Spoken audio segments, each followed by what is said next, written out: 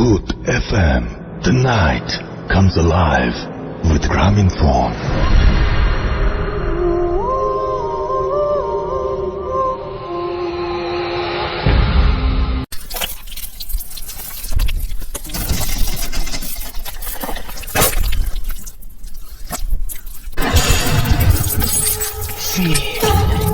The real fear with us. Dear listeners, Assalamu alaikum. Feel the real fear with us. দূরে কাছে দেশে বিদেশে যে যেখানে রয়েছেন, আফনান দ্য হরর ওয়ার্ল্ডের আজকের হরর নাইট এপিসোডের 51তম আয়োজনে সকলকে স্বাগতম জানাচ্ছি। আমি আফনান। আশা করি সবাই ভালো আছেন, সুস্থ আছেন। প্রিয় লিসেনার্স, আপনারা জেনে আনন্দিত হবেন যে এবার অমর 21 বই মেলায় আমাদের দুটি বই প্রকাশিত হতে চলেছে। একটি বই হরর থ্রিলার ধর্মী। এই বইটির মাধ্যমে আমরা আমাদের এই চ্যানেলে প্রচারিত খুবই জনপ্রিয় একটি ঘটনা ফুটিয়ে তুলতে চেষ্টা করেছি, আর এর জন্য আমাদেরকে অনেক পরিশ্রম করতে হয়েছে। প্রিয় লিসেনার্স, অন্তরালে অনেক দুর্ধর্ষ বীর যোদ্ধা রয়েছে যাদের কথা আমরা কজনই জানি। আমাদের লোকচক্ষুর অন্তরালে থেকেই তারা এই সমগ্র পৃথিবীকে রক্ষা করার জন্য কাজ করে যাচ্ছেন। অনেকেই শহীদ হয়ে যাচ্ছেন, কিন্তু তাদের কথা আমরা জানি না। প্রিয় লিসেনার্স, আপনারা জানেন যে ইয়াসার নামে একটি ঘটনা আমরা পেয়েছিলাম সৌমিত্র রয়ের কাছ থেকে। এই ঘটনাটি মূলত ছিল শরীয়তপুরের গোসাইরহাট উপজেলার।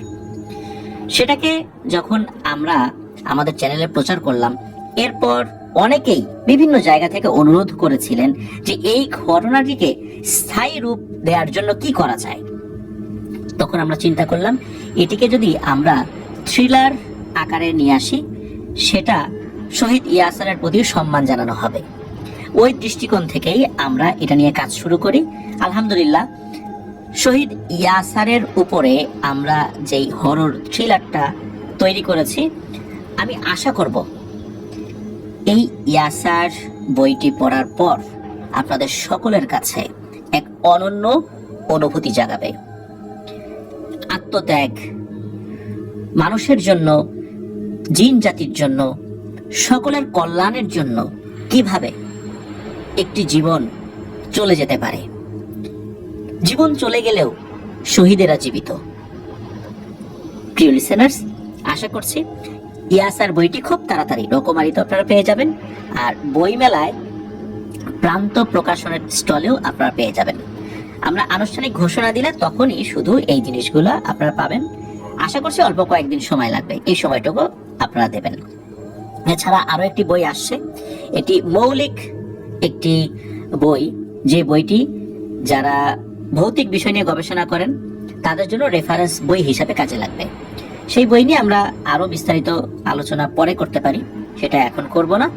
প্রিয় লিসেনার্স, আপনারা জানেন যে আসছে শুক্রবার রক্ত সম্রাটের এপিসোডটি প্রচারিত হতে যাচ্ছে। হরর এপিসোডের ইতিহাসে আমাদের এবারের এপিসোডটি হবে সবচাইতে দীর্ঘ এপিসোড। আশা করব এই এপিসোডটি আপনাদের দুর্দান্ত লাগবে ইনশাল্লাহ। এজন্য আমরা এটাকে মেগা এপিসোড বলবো না, এটাকে আলট্রা এপিসোড বলছি। যাই হোক, আমরা মূল ঘটনাতে চলে যাব। প্রিয় লিসেনার্স, আপনারা আমাদের এবারের যেই ফ্রাইডে স্পেশাল এপিসোডটা আমরা মাত্রই শেষ করেছি, 44তম ফ্রাইডে স্পেশাল এপিসোড, সেখানে মাহবুব হাসান সিয়াম ভাইয়ের ঘটনা শুনেছিলেন। মারিদের আক্রোশ শিরোনামে যে ঘটনাটি ছিল। তো এই মাহবুব হাসান সিয়ামের বাড়ি টাঙ্গাইল জেলার সখীপুর উপজেলার 10 নং বড়চাওনা ইউনিয়নের বড়চাওনা গ্রামে। তো ওনার আরো একটি ঘটনা আজকের এই হরর নাইট এপিসোডের 51তম আয়োজনে আমরা নিয়ে এসেছি। চলুন ঘটনাটি শুরু করি।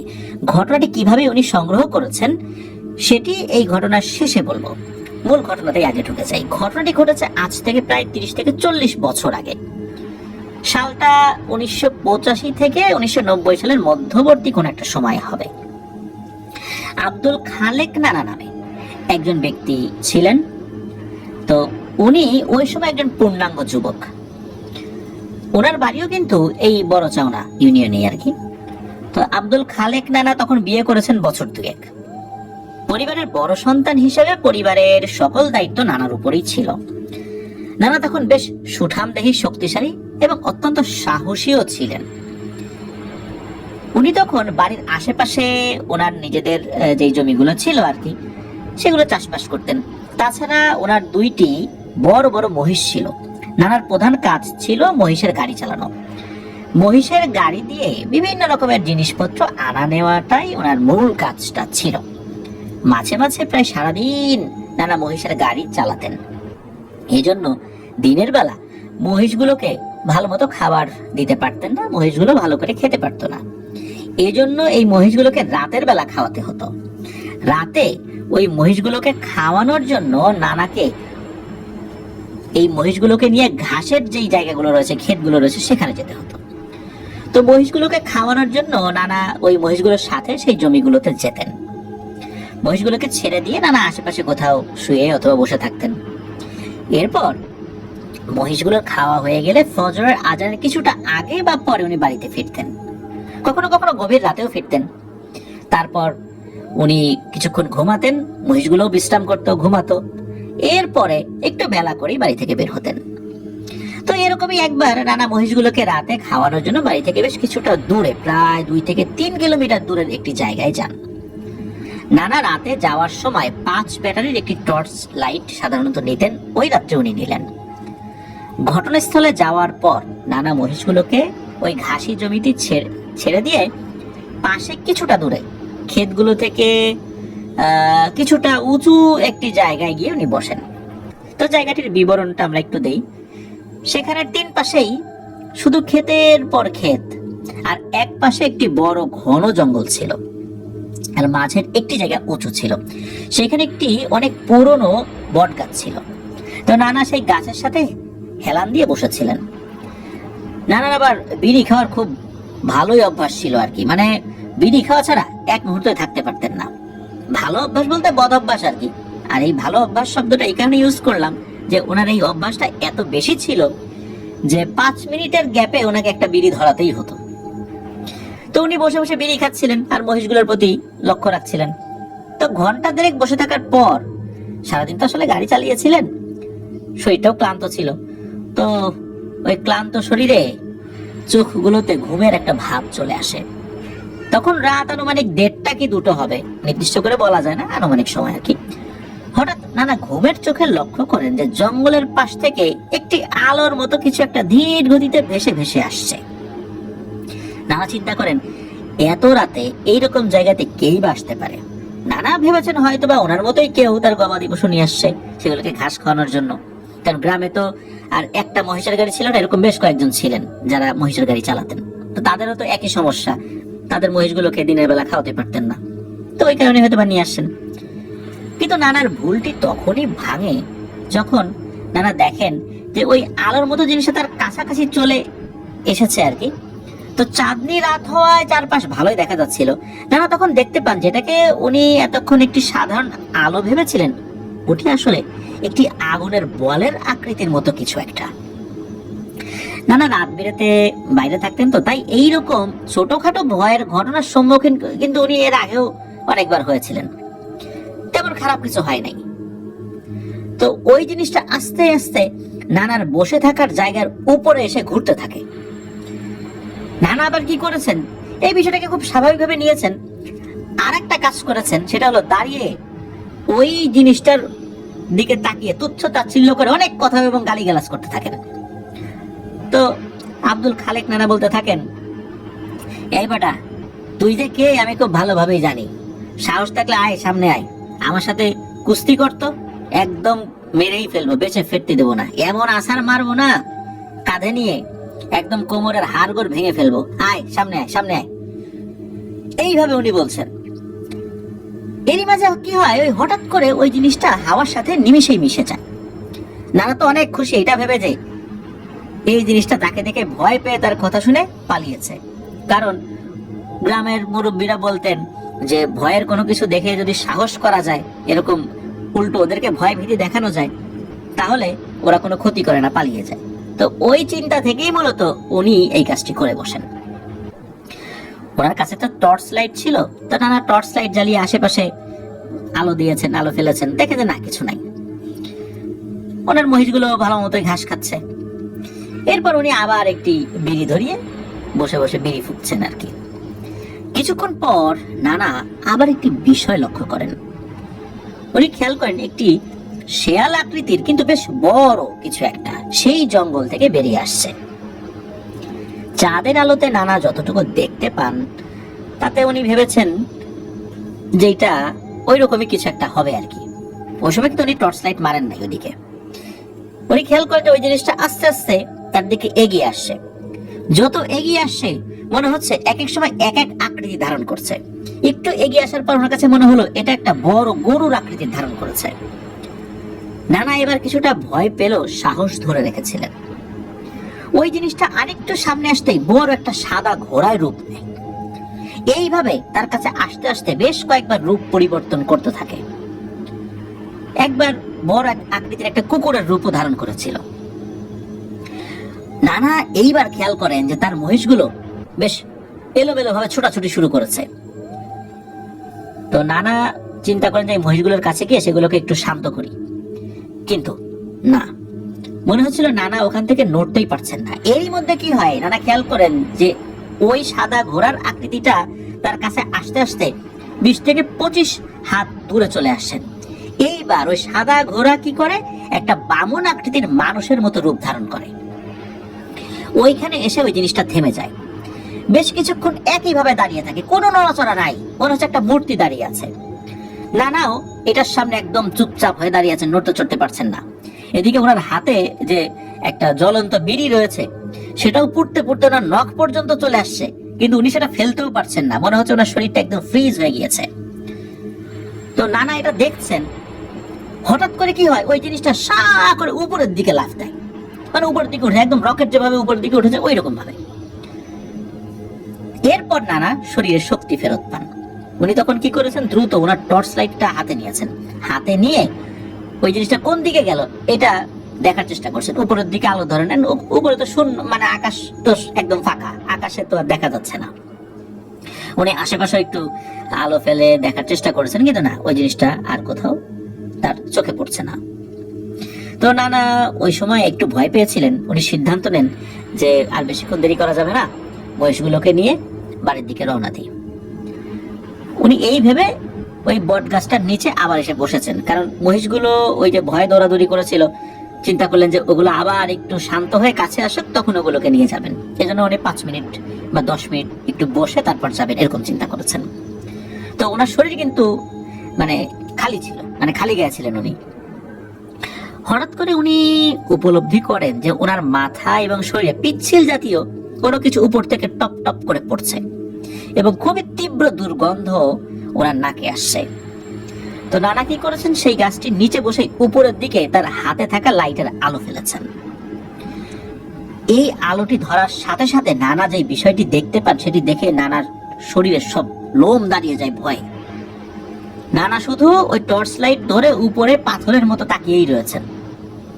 উনি দেখতে পান বামন আকৃতির মানুষের মতো কিছু একটা গাছের সাথে উল্টো হয়ে বাদুরের মতো ঝুলে আছে এবং একভাবে নানার দিকে বড় বড় চোখ করে তাকিয়ে আছে। তার শরীরের রং এতই কালো ছিল যে টর্চ লাইটের আলো পড়ার পর চিক চিক চিক চিক করছিল, আর তার শরীরটা ভেজা মনে হচ্ছিল।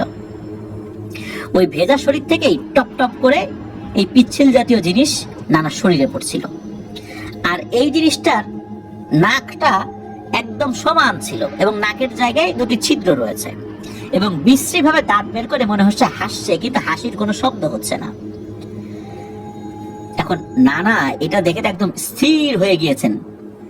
নানা বুঝতে পারেন যে তিনি খারাপ একটা জিনের পাল্লায় পড়ে গিয়েছেন। এরপর নানার যখন হুঁশ আসে তখন তিনি সূরা কালাম পড়ার চেষ্টা করতে থাকেন, কিন্তু বারবার ভুল হয়ে যাচ্ছিল। ভয়ে উনি ঠিকঠাক মতো পড়তে পারছিলেন না। হঠাৎ করে ওই জিনিসটা নাকি সুরে বলে ওঠে, হ্যাঁ রে খালেক, তোর দেখি অনেক সাহস, অনেক শক্তি না? তুই পায়ে পা দিয়ে আমার সাথে ঝগড়া বাঁধালি। আমি কি তোর চলার পথে কোনো বাধা সৃষ্টি করেছিলাম? আমি কি তোর কোনো ক্ষতি করেছিলাম? তুই গায়ে পড়ে আমার সাথে লড়াই করতে চাইলি। আয় দেখি কার শক্তি বেশি। তুই যখন আমার সাথে লড়াই করতে চাইলি ইচ্ছাকৃত ভাবে, এখন তো আমার সাথে লড়াই না করে তুই যেতে পারবি না। এই বলে ওই জিনিসটা খুব দ্রুত মাথা নিচের দিকে দিয়ে ওই গাছ বেয়ে বেয়ে নিচে নেমে আসতে থাকে। নানা তখন শরীরে একটু শক্তি ফেরত পান। নানা এক লাফ দিয়ে গাছের নিচ থেকে কিছুটা দূরে চলে যান। নানা ভেবে নেন আজ হয়তো ওনার জীবনের শেষ রাত। চিন্তা করেন যে বাঁচতে হলে এখান থেকে পালাতে হবে, আর এই জিনিসটাকে যদি মোকাবেলা করতেই হয় সাহসের সাথে মোকাবেলা করতে হবে। তো উনি পালানোর চেষ্টা করছিলেন, উনি যেদিকে যেতে যান ওই জিনিসটা সামনে চলে আসে, আবার ঘুরে অন্যদিকে যেতে যান সামনে চলে আসে। এরপর উনি ভাবলেন যে এটার সাথে এখন মোকাবেলা না করে ওনার কোনোভাবেই বাড়িতে যাওয়ার পথ নাই।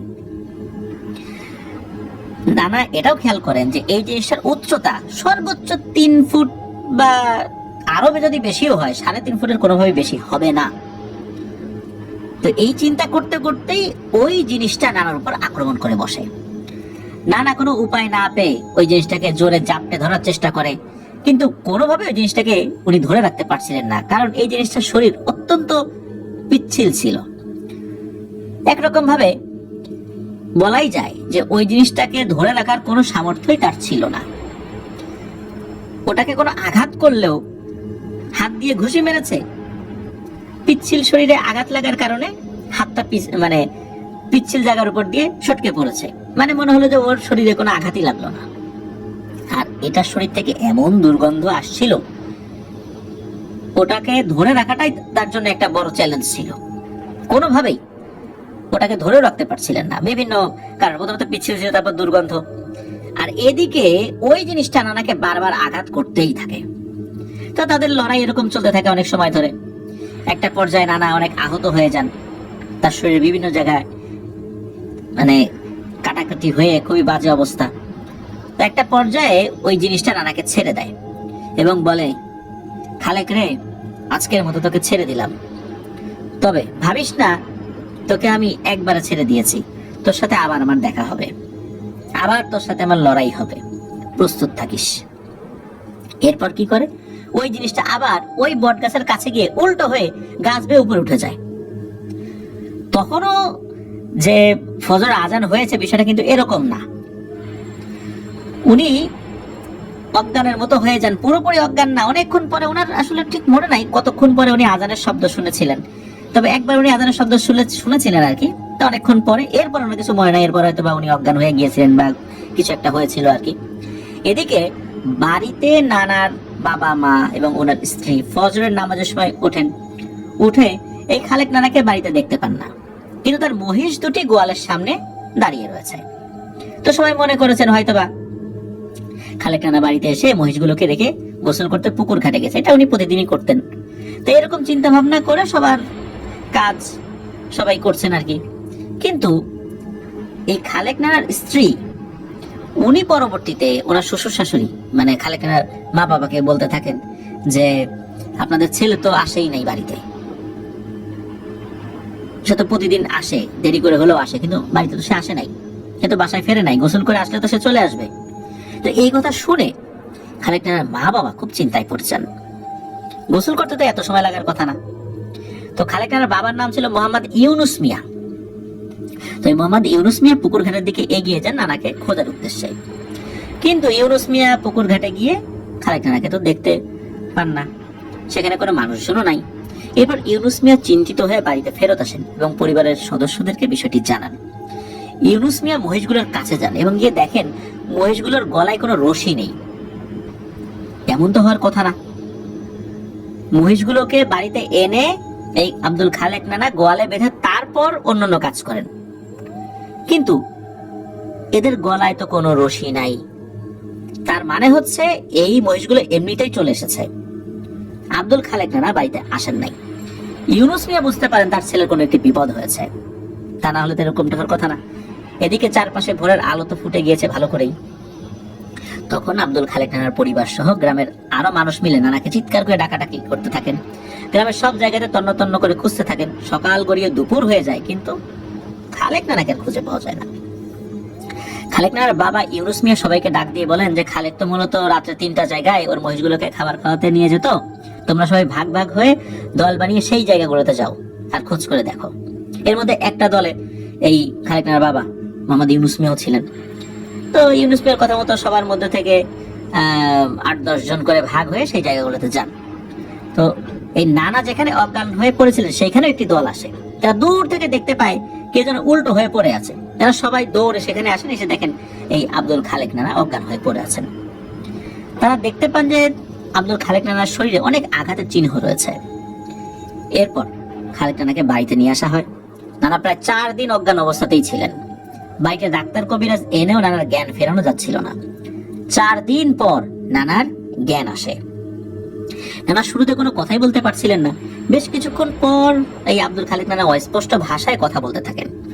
পরে মোটামুটি সুস্থ হতে আরো 2 দিন সময় লেগে যায়। তারপর নানা তার সাথে ওই রাত্রে যে ঘটনা ঘটেছিল সেই ভয়ঙ্কর ঘটনা সবাইকে খুলে বলেন। আব্দুল খালেক নানার বাবা যদিও এই বিষয়গুলো টুকটাক কিছু জানতেন, কিন্তু তিনি বুঝতে পারেন যে এটি একটি বড় সমস্যা। তাই তিনি কোনো বড় কবিরাজ খুঁজতে যান। বিকেলের দিকে একজন কবিরাজ নিয়ে ইউনুস মিয়া বাড়িতে ফেরেন। বাড়িতে এসে কবিরাজ সন্ধ্যার পর পর তার কার্যক্রম শুরু করার পর কি হয়, ওই কবিরাজ আকাশের দিকে তাকিয়ে একা একা কিছু একটা বলতে থাকে। এরপর কবিরাজ হাত জোর করে কার কাছে যেন মাপ চাইতে থাকে, বলতে থাকে যে আমি চলে যাচ্ছি, আর আসবো না, এখানে আর আসবো না, আমারে মাফ করে দেন। এরপর কোনো মতে তার ঝোলা নিয়ে মারে এক ভো দৌড়। মানে তাকে যে ডেকে জিজ্ঞেস করবে যে কি হয়েছে, কোনো কথাই নাই, খালি বলতে থাকেন ওরে বাপরে, আমি আপনার বাড়িতে 1 মুহূর্ত থাকতে পারবো না, আমি পালাই, নাহলে আমি শেষ। এই বলে সে কবিরাজ ওখান থেকে বিদায় নেন। তো আব্দুল খালেক নানার বাবা মোহাম্মদ ইউনুস মিয়া উনি তো বুঝতে পেরেছিলেন যে এটা একটা জটিল সমস্যা। কারণ হচ্ছে এটা যদি সাধারণ সমস্যা হতো তাহলে ওই যেই অভাবটা বলতো যা আজকের মতো বেঁচে গেলি, আর কখনো এই কাজ করবি না। কিন্তু ওই অভাবটা বলেছে তোর সাথে আবার দেখা হবে, আবার লড়াই হবে। এই জন্যই মূলত এই সমস্যাটা জটিল ছিল। আর এই কবিরাজ আকাশের দিকে মুখ করে সে মাপ টাপ চেয়ে দিল, তার ঝোলা নিয়ে এক দৌড়। এই বিষয়টা তো আরো জটিল। তো এদিকে কি হচ্ছে, আরো কিছু সমস্যা দেখা দিল। এই সমস্যাটা শুধু আব্দুল খালেক নানাই ফেস করতেন। উনি যখন বাড়ি থেকে বাইরে বের হতেন দিনের বেলাতে, তখন খুব একটা সমস্যা হতো না। কিন্তু সন্ধ্যার পরপরই শুরু হতো সমস্যা। সন্ধ্যার পরপরই ওই যে কালো কুচকুচে অবয়বটাকে বিভিন্ন জায়গায় দেখতে পেতেন, যেখানেই যেতেন সেখানেই দেখতে পেতেন। এমনকি ওয়াশরুমে গেলেও ওয়াশরুমের বাইরে ওই জিনিসটাকে দেখা যেত। ওয়াশরুমের দরজার যে ছিদ্র ছিল সেদিকে তাকালেই দেখা যেত ওই জিনিসটা ওয়াশরুমের চারদিকে ঘোরাফেরা করছে। আর তীব্র দুর্গন্ধ তো সবসময় উনি অনুভব করতেন। কিন্তু ওই জিনিসটা তখন তার উপর আক্রমণ করছিল না, কিন্তু খালি দেখা দিত। এদিকে আব্দুল খালেক নানার বাবা মোহাম্মদ ইউনুস মিয়া উনি একটি বড় আলেমের সন্ধান পান এবং সেই আলেমের সাথে সাক্ষাৎ করেন এবং তার ছেলের সাথে ঘটে যাওয়া এই ব্যাপারটা বিস্তারিতভাবে ওনাকে বলেন। তো ওই আলেমের নাম ছিল মাওলানা মোহাম্মদ ইউসুফ। এলাকার লোকজন তাকে ইউসুফ হুজুর বলেই ডাকতেন। তো ইউসুফ হুজুর জিন তাড়ানোর বিদ্যা শিখেছিলেন তার দাদার কাছ থেকে। তো তার দাদা ছিলেন ওই সময় খুব বড় একজন রাকি এবং আলেম। এই ইউসুফ হুজুর তার এলাকার জামে মসজিদের ইমামতির দায়িত্ব পালন করতেন। তার অনেক নাম ডাক ছিল ওই সময়টাতে। শোনা যায় সে সময় এলাকার কারো উপর যদি জিন ভর করতো তাহলে শুধু এই ইউসুফ হুজুরের নাম শুনলেই কোনো শর্ত ছাড়াই সেই জিন পালিয়ে যেত। তো খালেক নানার এই বাবা উনি ছেলের এই সমস্যাটি দূর করার জন্য বা এই সমস্যাটি থেকে কিভাবে মুক্তি পেতে পারে এই আশায় এসেছিলেন ইউসুফ হুজুরের কাছে। তো ইউসুফ হুজুর বিষয়টি শোনার পর উনি এই সমস্যার সমাধান করার জন্য রাজি হয়ে যান। এরপর ইউসুফ হুজুর আর এই যে আব্দুল খালেক নানার বাবা ইউনুস মিয়া ওরা দুজন মিলে বাড়ির দিকে রওনা দেন এবং কিছু সময় পর বাড়িতে চলেও আসেন। যদিও বা সেই হুজুরের বাড়ি থেকে এনাদের বাড়ির দূরত্ব বেশ ভালোই ছিল, পায়ে হেঁটে আসতেও ঘন্টাখানেক লেগে যেত। মাঝখানে প্রায় 4-5 গ্রাম পানি দিয়ে আসতে হতো আর কি। তো হুজুর প্রথমে এসেই থমকে যায় ওই বাড়িতে ঢোকার সাথে সাথে আর কি, এবং উনি চিন্তাগ্রস্ত হয়ে পড়েন। হুজুরের এই চিন্তায় আচ্ছন্ন মুখটি দেখে ইউনুস মিয়া জানতে চান আসলে বিষয়টা কি। কারণ ইউনুস মিয়া টুকটাক জানতেন ঝাড়ফুঁক কবিরাজি, কিন্তু জটিল বিষয়গুলো সমাধান করতে পারতেন না। হুজুর বলেন যে আপনার ছেলে যেই বিষয়টি ডেকে নিয়ে এসেছে সেটি তো একা একা আসার কথা না। এদেরকে আহ্বান না করলে এরা কখনোই আসে না। এই জিনিসটা তাড়াতে অনেক বড় বড় রাকি বা আলেমদেরকে হিমশিম খেতে হয়, আমাকেও খেতে হবে বোঝা যাচ্ছে। এখন পুরো বিষয়টি না জানা পর্যন্ত এখনই এ বিষয়ে সিদ্ধান্ত দেওয়া যাচ্ছে না। এখন এটাকে কোনোভাবে হাজির করতে পারলে সবকিছু বলা যাবে, আর এটাকে হাজির করাটাও একটা চ্যালেঞ্জ। এই জিনিসগুলো সহজে হাজির হতে চায় না। এদিকে এই ইউনুস মিয়ার বাড়ি থেকে ইউসুফ হুজুরের বাড়ির দূরত্ব তো 4-5 গ্রাম পরে, আসা যাওয়া অনেক কষ্টকর। এই কারণেই এই ইউসুফ হুজুর সেদিন আব্দুল খালেক নানার বাড়িতেই থেকে যান। পরের দিন হুজুর এশার নামাজের পর আব্দুল খালেক নানাকে একটি জায়নামাজের উপর হুজুরের সামনে বসিয়ে হুজুর হাতে তসবিহ নিয়ে পবিত্র কোরআন থেকে আয়াত পাঠ করতে থাকেন। 10 থেকে 15 মিনিট আমল করার পরই এই আব্দুল খালেক নানার উপর ওই জিনটি আসর করে বা হাজির হয়। জিনটি উপস্থিত হয়ে বলে, ইউসুফ হুজুর, তুমি আমাকে ডেকেছ কেন? তুমি একজন সম্মানিত ব্যক্তি, আর তাই তোমার সম্মান রক্ষার্থে আমি চলে আসছি। আমাকে দুর্বল মনে করো না, তুমি কিন্তু আমাকে ভালো করেই চেনো। আমি চাইলে কি করতে পারি? হুজুর অত্যন্ত বিনীত কণ্ঠে ওই জিনটিকে উদ্দেশ্য করে বলেন যে, হ্যাঁ আমি জানি আপনি কে, আপনার শক্তি কত দূর, কিন্তু এই আব্দুল খালেকের মতো নিরীহ একটা লোককে এভাবে আপনি কেন কষ্ট দিচ্ছেন? তখন ওই জিনটি বলে, নিরীহ? ইউসুফ, তুমি জানো এই লোক আমাকে কি বলে? ও আমার সাথে লড়াই করতে চায়, আমার সাথে কুস্তি করতে চায়, আরো বলে আমি নাকি ওর সাথে কুস্তি করে বেঁচে ফিরতে পারবো না। আরো যে কত তুচ্ছ তাচ্ছিল্যমূলক কথা বলছে সেটা আমি আর তোমাকে নাই বললাম, এটা ওর কাছ থেকে শুনে নিও।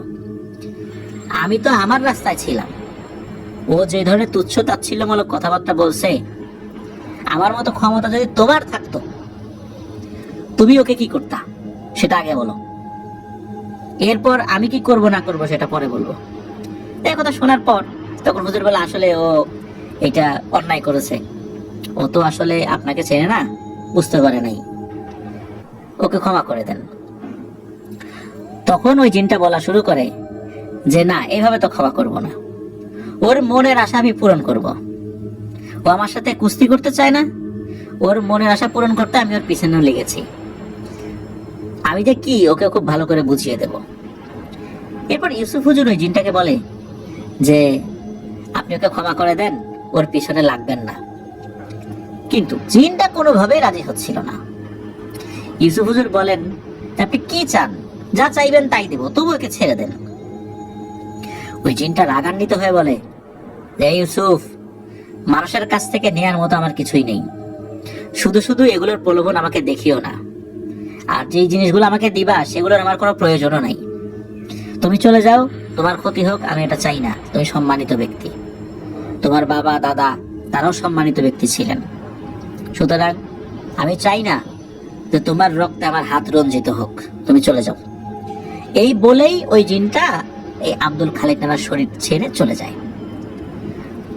এদিকে চারদিকে যে বন্ধনীটা দেওয়া হয়েছিল, এই বন্ধনীগুলো পার করে বের হয়ে যাওয়া শুধু সেই জিনগুলোর পক্ষেই সম্ভব যাদের শক্তি অনেক বেশি। সে তো তার মতো করে চলে যায়। তো আব্দুল খালেক নানা অজ্ঞান হয়ে মাটিতে লুটিয়ে পড়েন। এরপর এই হুজুর উনি আব্দুল খালেক নানাকে বিছানায় শুইয়ে দিতে বলেন অন্যদেরকে। হুজুর একটা চিন্তিত হয়ে পড়েন। এই খালেক নানার বাবা ইউনুস মিয়া এই ইউসুফ হুজুরের কাছে জানতে চান যে আসলে কি বুঝলেন হুজুর, কি করা যায়? তখন হুজুর বলেন, বিষয়টি আসলে খুবই জটিল, এরকম সমস্যা অনেক কম হয়, তবে যার সাথে হয় তাকে অনেক ভুগতে হয়। এই জিনগুলো সাধক প্রকৃতির জিন, এরা মানুষের উপর আসর করে না, তবে এদেরকে কেউ যদি ডেকে নিয়ে আসে, এদেরকে বিরক্ত করে, তবে শুধু আসর করে। সমস্যা হলো বেশিরভাগ সময় রোগীদের মৃত্যুবরণ করতে হয়। এরা বংশ পরম্পরায় কারো ক্ষতি করে না, শুধু যার ক্ষতি করার সিদ্ধান্ত নেয়, তাদের মনে হয় যে একে ক্ষতি করবে, শুধু তাকেই ক্ষতি করে। কিন্তু কারো বংশের পিছনে দীর্ঘ সময় ধরে লেগে থাকবে, এদের সেই সময়ও নেই। আর এরা খুব বেশি সময় ধরে লেগেও থাকে না, অল্প সময়ের মধ্যেই শেষ করে দেয়, তার জীবন প্রদীপ নিভিয়ে দেয়। এরপর তারা অন্য কাজে মনোনিবেশ করে। এই কথাগুলো যখন শোনেন তখন এই আব্দুল খালেক নানার বাবাও খুব চিন্তিত হয়ে পড়েন। এদিকে হুজুরের যেই জিন ছাত্রগুলো রয়েছে যারা মুখবির জিন তথ্য সংগ্রহ করে, তারা এই জিনটি সম্পর্কে কিছু তথ্য হুজুরকে সংগ্রহ করে দিতে পেরেছিলেন, যা ইউসুফ হুজুর বলতে শুরু করেন। এই জিনটা নাকি শিলা প্রজাতির জিন, এরা বিভিন্ন রূপ ধারণ করতে পারে। কিন্তু এই শিলা প্রজাতির জিনরা খুব যে বেশি শক্তিশালী হয় তা কিন্তু না। কিন্তু এদের মধ্যে কিছু কিছু শিলা প্রজাতির জিন রয়েছে, এরা তাদের শক্তি বৃদ্ধির জন্য 1200 বছর, তার মানে 1200 বছর সাধনা করে থাকে। এদের হায়াত অনেক বেশি, আর এই সাধনার মাধ্যম দিয়েই এরা খুবই শক্তিশালী হয়ে ওঠে। এরা বংশগতভাবে বা জন্মগতভাবে অতটা শক্তিশালী না। আর এদের সাধনা করার নিয়ম হচ্ছে একটি নির্দিষ্ট স্থানে বড় কোনো গাছে বা পরিত্যক্ত জায়গায় তাদেরকে সাধনা করতে হয়। 12 বছর পর পর নির্দিষ্ট দূরত্বের তেমনি আরেকটি জায়গায় এরা চলে যায় বা স্থানান্তরিত হয়। এই জিনটি মূলত সেই সাধনাই করছে 924 বছর ধরে।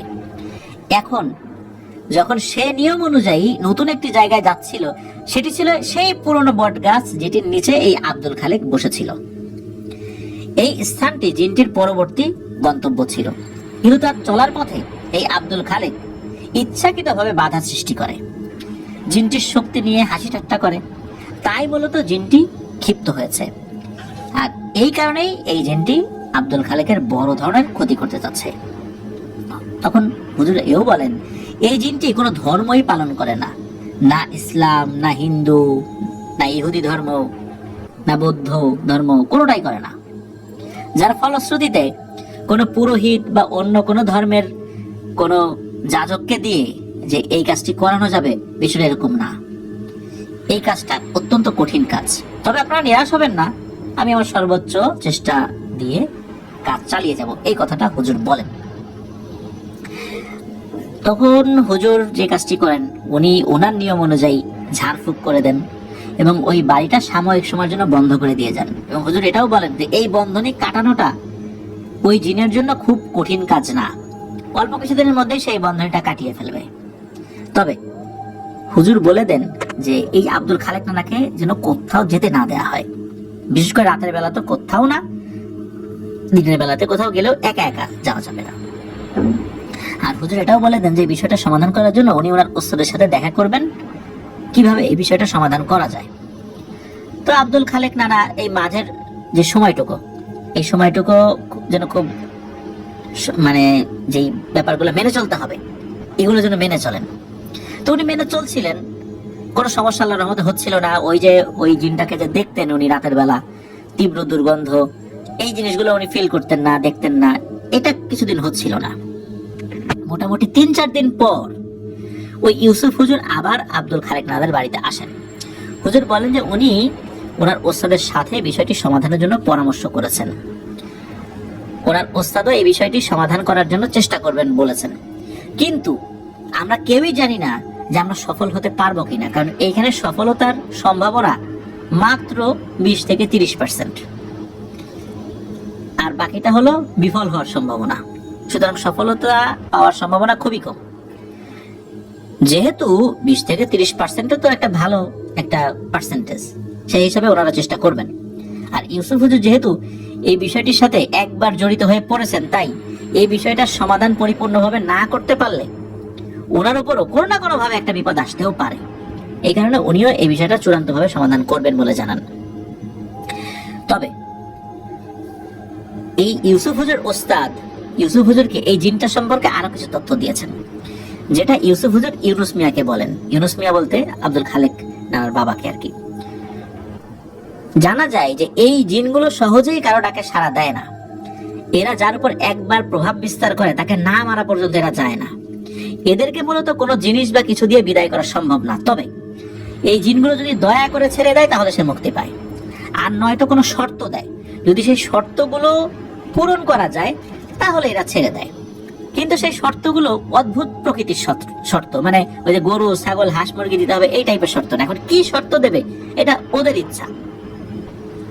তখন হুজুর বলেন দেখা যাক আজকে ডাকি কি হয়।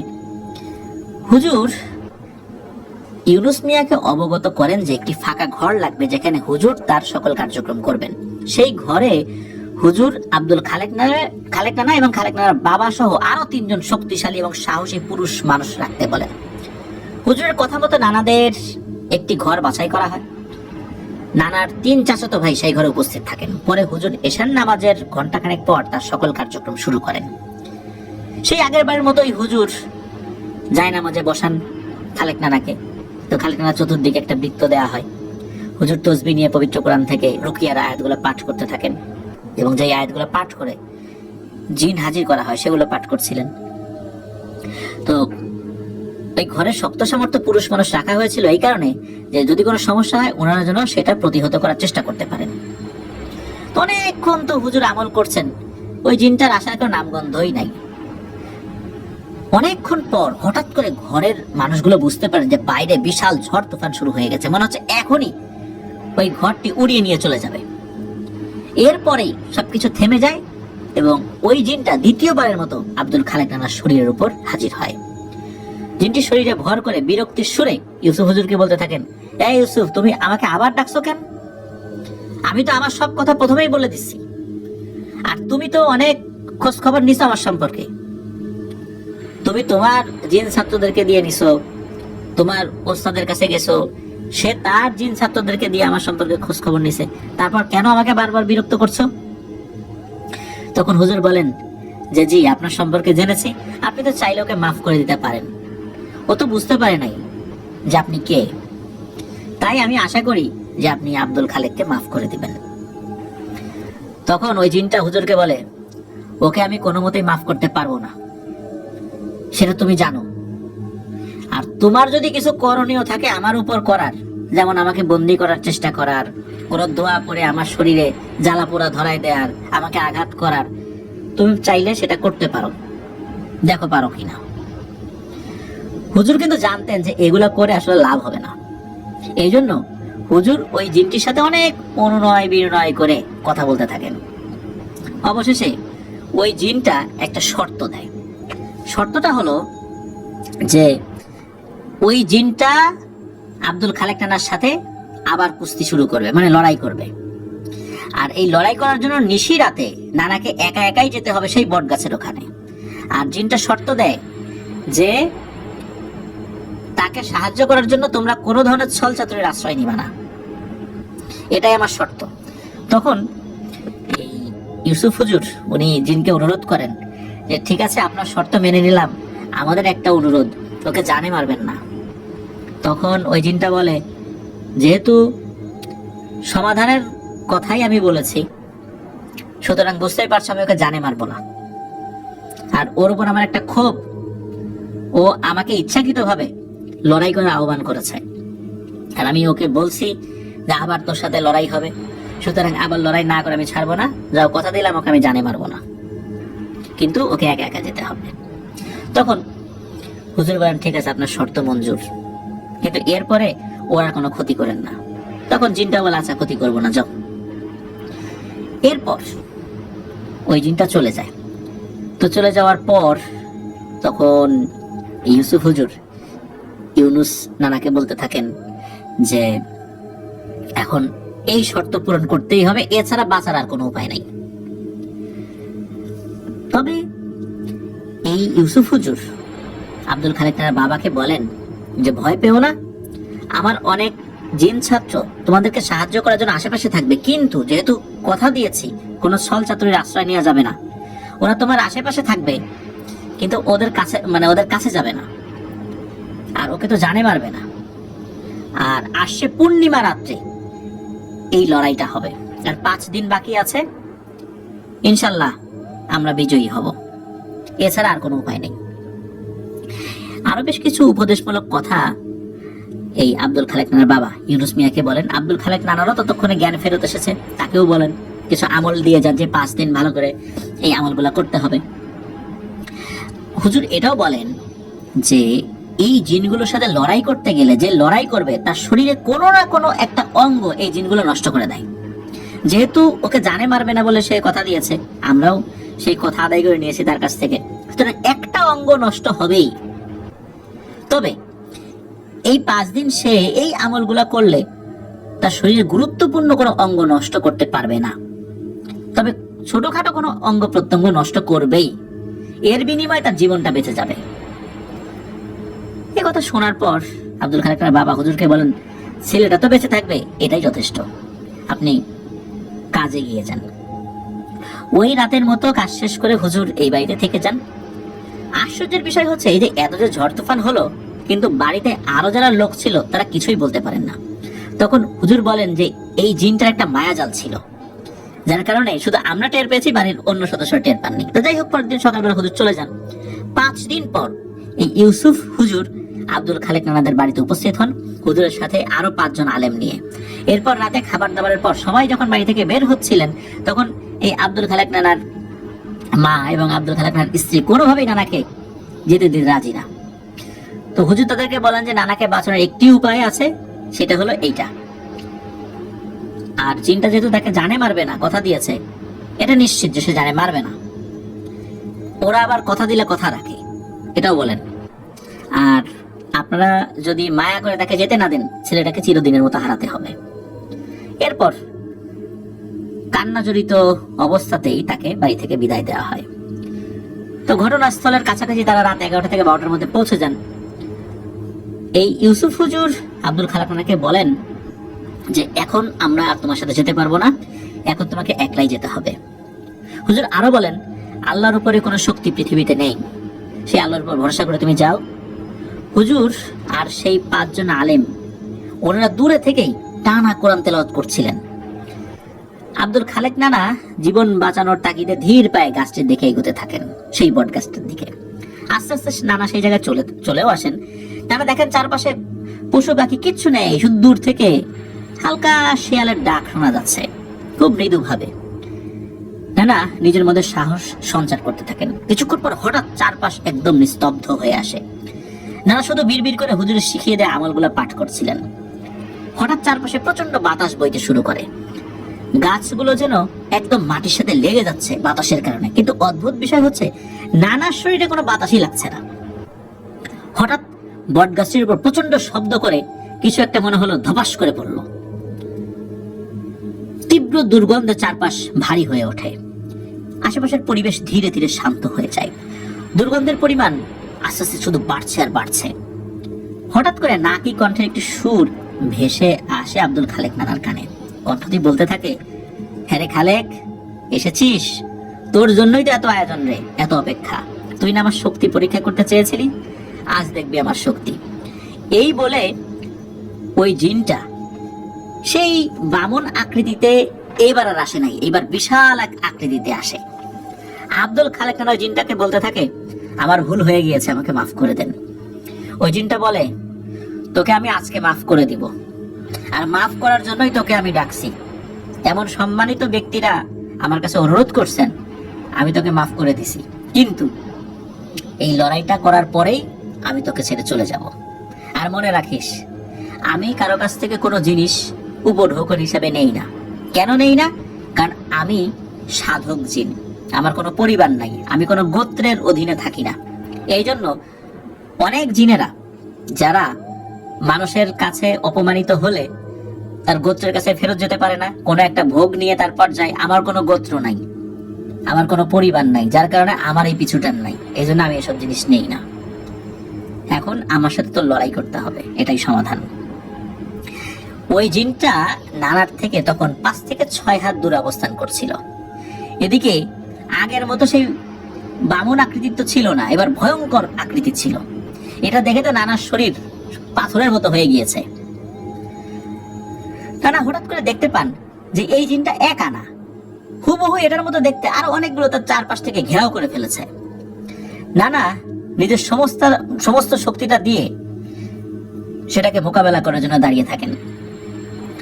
এরপর নানা দেখতে পান যে এই অভাবগুলো বিশ্রীভাবে তার দিকে তাকিয়ে হাসছে।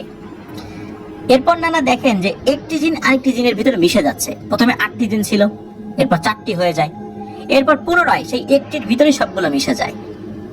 এরপরই ওই জিনটা নানার উপর আক্রমণ করে বসে। নানাও জিনটির হাত থেকে বেঁচে থাকতে কিছুটা সময় চেষ্টা করতে থাকেন, তবে এবার 30 সেকেন্ডও নানা ওই জিনটার সাথে পেরে উঠছিল না। 30 সেকেন্ডের মধ্যে সেই লড়াই শেষ হয়ে যায়। জিনটা কি করে, নানার হাতের একটা আঙ্গুলে একটা কামড় দেয়। এই কামড় দেওয়ার পরই নানার আর কোনো হুঁশ নাই। তবে হ্যাঁ, এই 30 সেকেন্ডের মধ্যে নানা একটা বিষয় খেয়াল করেছিলেন, যে দূরে জুব্বা পরিহিত মানুষের অবয়বের মতো কিছু একটা তার দিকে করুণ দৃষ্টিতে তাকিয়ে আছে। নানা মনে হচ্ছিল যে ওই লোকটিকে কেন্দ্র করে টর্চ লাইটের মতো কোনো একটা আলো তার মাথার উপর চারদিকে ঘুরছে এবং সে বিড়বিড় করে কিছু একটা পড়ছে। এরকমটাই সে দেখেছিল, আর কিছু না। তো যাই হোক, তার আঙ্গুলে কামড় খাবার পর নানার আর কিছু মনে নাই। এরপর ফজর আজানের পর ইউসুফ হুজুর এবং 5 জন আলেম এবং ইউনুস মিয়া মানে আব্দুল খালেক নানার বাবা সেই জায়গাতে আসেন এবং নানাকে পড়ে থাকতে দেখেন। নানাকে ওখান থেকে বাড়িতে নিয়ে আসা হয়। দুপুরের দিকে নানার জ্ঞান আসে। উনি উপলব্ধি করেন না তার বাম হাত নাড়াতে পারছেন না এবং নানার এক আঙ্গুলে 3টা দাঁতের ছাপ স্পষ্ট দেখা যাচ্ছে। ইউসুফ হুজুর আব্দুল খালেক নানাকে পরের দিন আবার দেখতে আসেন। তো এবার দেখতে এসে বলেন যে হ্যাঁ, আলহামদুলিল্লাহ, সব বিপদ কেটে গিয়েছে, জিনটা চলে গিয়েছে, আব্দুল খালেক এখন বিপদ মুক্ত। আর রাতের বেলা আব্দুল খালেক ওই জুব্বা পরিহিত যে লোকটিকে দেখেছিল, মূলত উনি ছিলেন একজন বুজুর্গ জিন। উনি দূর থেকেই দোয়া পড়ছিলেন যাতে করে আল্লাহর অশেষ রহমতে আরো বড় ধরনের কোনো ক্ষতি করতে না পারে ওই জিনটা। যদিও বা কথা ছিল কোনো কলা কৌশল অবলম্বন করা যাবে না, কিন্তু এটা করতেই হতো। আর এই জিনিসগুলো ওই জিনটাও জেনেছে। সে এই বিষয়ে আগে থেকে অবগত ছিল যে কিছুটা কলা কৌশল বা এই টাইপের জিনিস হবে, এই জন্য সে এই বিষয়ে কোনো ধরনের কোনো ভ্রুক্ষেপ করেনি। আর ওই জিনিসটাও আব্দুল খালেককে ছেড়ে চলে গেছে, এটাই হুজুর বলেন আর কি। তো মাসখানেকের মধ্যে ওই আঙ্গুলটা, যে আঙ্গুলে কামড় দেওয়া হয়েছিল, ওই আঙ্গুলটা আস্তে আস্তে শুকিয়ে কিছুটা বাঁকা হয়ে যায়। তবে আব্দুল খালেক নানার ওই হাতটা কিন্তু আবার তার শরীরে শক্তি চলে আসে, ওই হাতে শক্তি চলে আসে আর কি। এবং শুধু ওই আঙ্গুল ব্যতীত তার হাত থেকে শুরু করে নিয়ে সমস্ত শরীরের শক্তি আগের মতো ঠিকঠাক হয়ে যায় আর কি। আর এই আব্দুল খালেক নানার ওই আঙ্গুলটা আজীবন ওরকম শুকনা এবং বাঁকা হয়ে রয়ে যায়। আব্দুল খালেক নানা মারা গিয়েছেন প্রায় 6 বছর আগে, 2018 সালে। আর এই আব্দুল খালেক নানা মাঝে মাঝে বেড়াতে আসতেন বলতে ওনাদের সম্পর্কে আত্মীয় হয়তো মাঝে মাঝে এসে গল্প গুজব করতেন। তো আব্দুল খালেক নানা যে আঙ্গুল বাঁকা দেখে এই আমাদের মাহবুব হাসান সিয়াম ভাই উনি বিভিন্ন সময় প্রশ্ন করেছিলেন। তো মাঝে মাঝেই উনি এই গল্পটা অনেককে বলতেন যদি কেউ প্রশ্ন করতেন। একদম প্রশ্ন করার সাথে সাথে গল্পটা বলতেন বিষয়টা এরকম না, গল্পটা তো অনেক বড়। দেখা যেত যে অনেক আত্মীয় স্বজন আছে, তারা যদি বিষয়টা প্রশ্ন করতেন তাহলে উনি এই গল্পটা বা এই ঘটনাটা উপস্থাপন করতেন আর কি। তো এটাই ছিল ঘটনা। প্রিয় লিসেনার্স, এই শিলা প্রজাতির জিনগুলো এগুলো আসলে কেমন হয় এটা তো আমাদের আজকের ঘটনা থেকে আপনারা বুঝতেই পারলেন। আর এটা থেকে আমাদের শিক্ষণীয় যে ব্যাপারটা সেটা হচ্ছে যে আগ বাড়িয়ে কারোর সাথে এই পায়ে পা দিয়ে ঝগড়া করতে যাওয়া উচিত না, বা কাউকে চ্যালেঞ্জ জানানো উচিত না। সাহস যেখানে দেখানো প্রয়োজন, নেহায়েত না দেখালেই নয়, সেখানে দেখাতে হবে। কিন্তু আগ বাড়িয়ে গিয়ে কারোর সাথে সাহস দেখানোর তো প্রয়োজন নেই। ওই জিনের কথা বাদ দিলাম, কোনো মানুষের সাথেও যদি আমরা এই ধরনের আচরণ করি, সেই মানুষটাও কি ক্ষিপ্ত হবে না? সেই মানুষটাও কি মনে কষ্ট পাবে না? নিশ্চয়ই পাবে। আর এই জিনেরা তো অত্যন্ত ধূর্ত এবং শক্তিশালী, তাদের সাথে এই ধরনের আচরণ করলে ওরা তো আরো ক্ষিপ্ত হবে। আমাদের সাথে কেউ একটা খারাপ আচরণ করলে আমরা মৃত্যুর আগ পর্যন্ত সেটা মনে রাখি, আর এদের ব্যাপারটা তো আরো সেন্সিটিভ। তাহলে বুঝতেই পারছেন যে এই ব্যাপারগুলো থেকে আমাদেরকে দূরে থাকতে হবে। প্রিয় লিসেনার্স, আজকের এপিসোড এ পর্যন্তই। সবাই ভালো থাকবেন, সুস্থ থাকবেন। যারা এতক্ষণ আমাদের সাথে ছিলেন সকলকে অভিনন্দন জানাচ্ছি, ধন্যবাদ জানাচ্ছি মাহবুব হাসান সিয়াম ভাইকে চমৎকার একটি ঘটনা আমাদেরকে পাঠানোর জন্য।